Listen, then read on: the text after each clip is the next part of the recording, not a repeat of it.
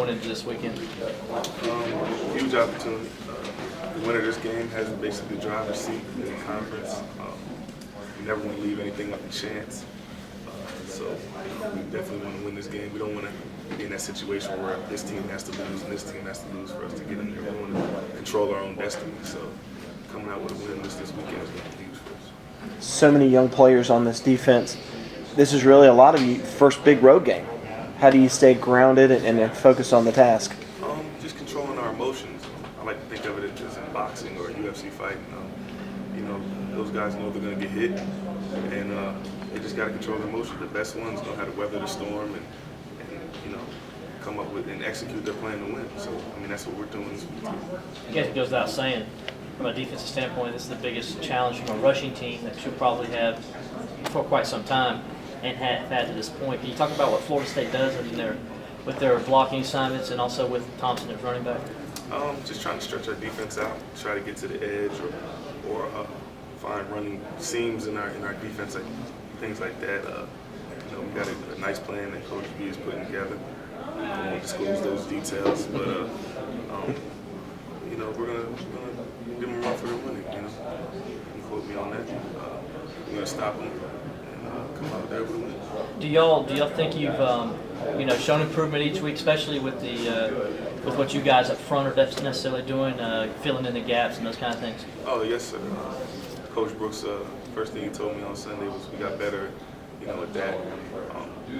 And also, we're doing good in third down conversions, getting off the field. I think teams are 9 for 42 on us so far this season. So it's important for us to get off the field and not let Florida State get extended drives because those will turn into points.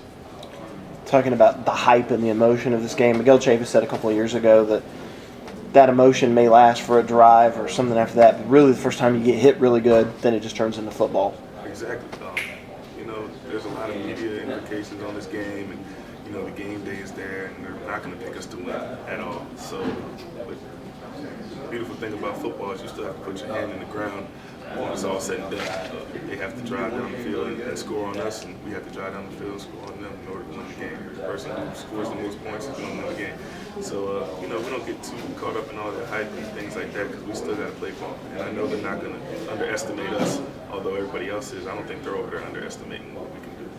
I think it helps that you guys have played that late game already once this year, and you've had to sit around the hotel and hear everybody talk about the game and all that stuff. You think that helps as you get ready, and maybe a little bit of advantage that Florida State hasn't had to do that this year? Absolutely. Just getting accustomed to little things like that on the road is very important. We had that already with Auburn.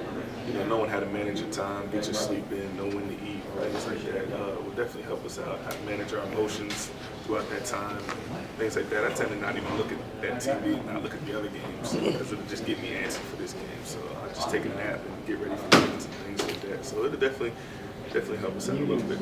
Dalton was saying they kind of have an annoying little chant, the tomahawk chop. When you hear that, it means they've done something good. What thought runs through your mind when that starts going around the whole stadium and you realize it's a hostile place to play?